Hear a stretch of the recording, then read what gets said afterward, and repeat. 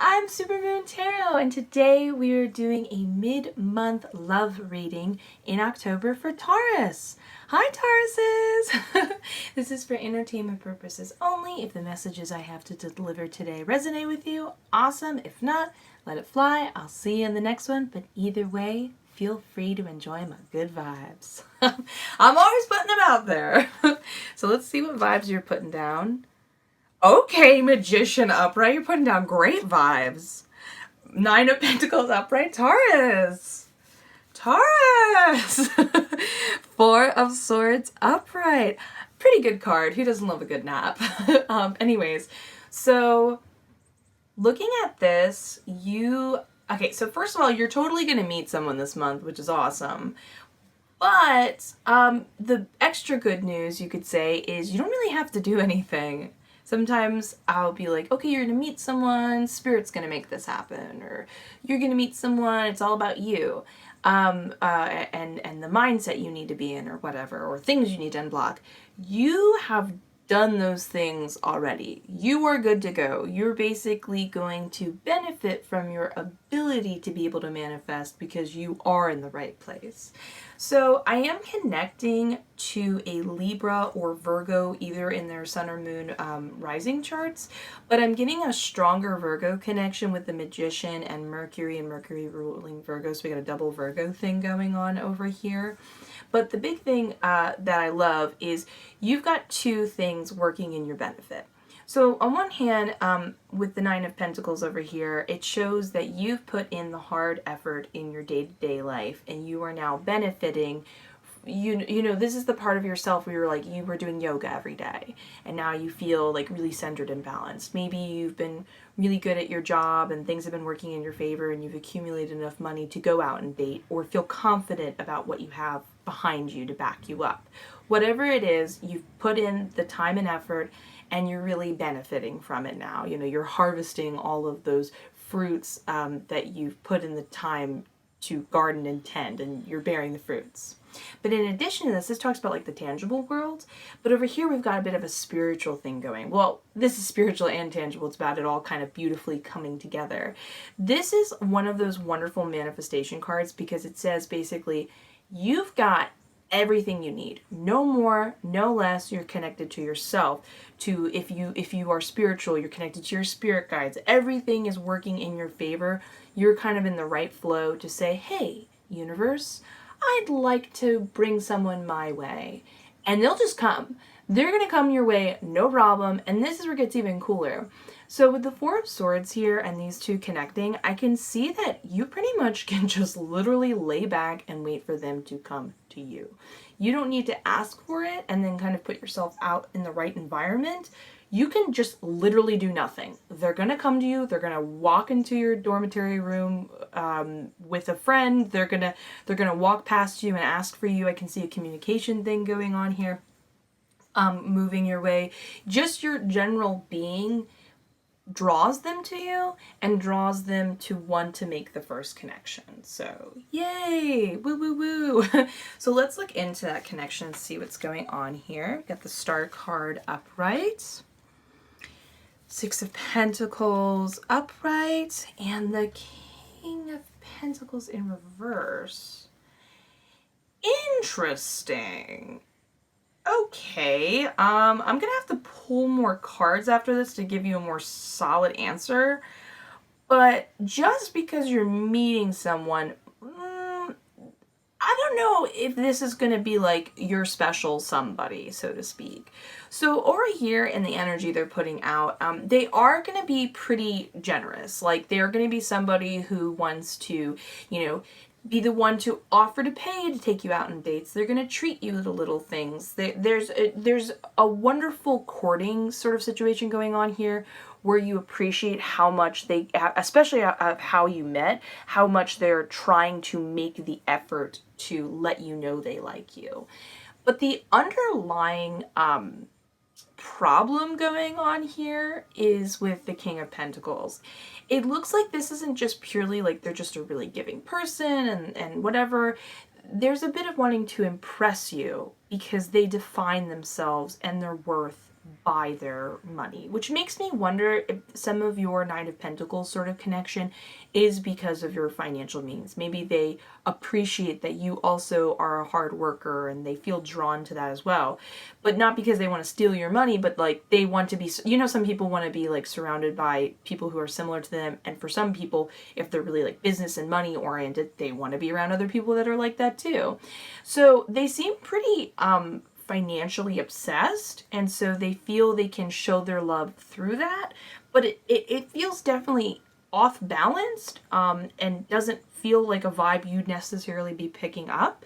I can even see over here in the Star card that they're just not meant to be a part of your like path, your journey.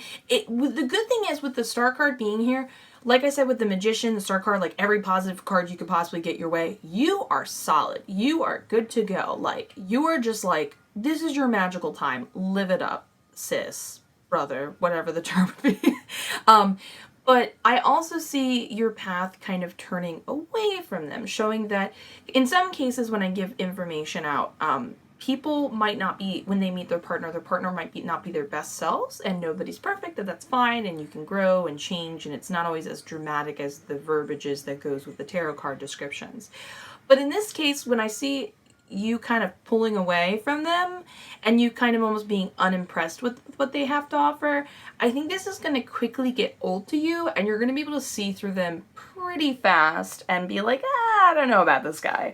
But let me pull some more cards to kind of like better understand like what's going on with them. Seven of Swords upright, the Devil upright, Wheel of Fortune upright. Okay, so yeah, I do not feel like this is going to be someone you're going to necessarily be into. For sure there's still a lot of like wanting to impress you, show you how cool they are. I think there's an element of them unsuccessfully trying to seem mysterious and powerful, but you're going to quickly be like, I can see what you're doing here. I also get this element that they're trying to not express something to you. And I can't tell, I think I'm going to pull an oracle card. I can't tell if it's because they are lying, they're not who they seem they are. I mean, I'm not getting the Moon card in reverse, so I'm not getting anything about like them truly putting on a fake persona to you. This could be an emotional thing, like they're just not in the right place in their life, which would make sense of why they're defining themselves by their wealth. But there's just something where they're both holding back, not that successfully, and also still trying to put on an act of how cool they are. There's a lot of like, I'm getting like a home life type of situation from them they're kind of keeping away from. They want to not be defined by it. I'm getting childhood issues going on. And that kind of sort of issues continue over here. So I can tell that they are somebody who definitely enjoys being able to get instant gratification. So they like the feeling of running into you and immediately being able to ask you out. You kind of vibe them and you saying yes. They love getting what they want when they want it now. Then they like being able to impress you and be like, look at me, buy this thing for you. You don't even have to wait. We can cut the line. That type of vibe and feeling and wanting to impress you with the friends they have, how popular they are. That there's just a general sense of trying to fill a hole that might not be fillable. And I think the problem kind of continues in a negative way with the Wheel of Fortune upright, because it looks like they always just continue to get away with this. So they haven't had a situation yet in their life where they can learn from this and essentially be like, maybe I should ask myself why I need to do this.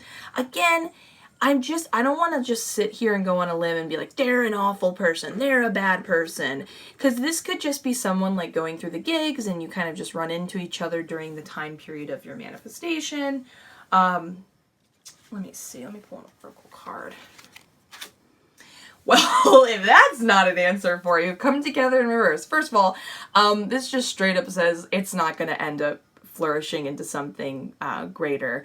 But it also, again, is a little more of a solid answer. They're not like a bad person. I think at times their ego and maybe even a level of wanting things to work out for them the way they want it to work out might come off a little too intense where you might think it's sinister, but they just, unfortunately, they just have some emotional things they're working through. They're definitely withholding their emotions. They're like afraid to love, afraid to open up, and afraid to be vulnerable right now. So they're not a bad person at all. I just don't think they're in sync with you right now. Now, keep in mind, I just want you to focus back on the Magician card.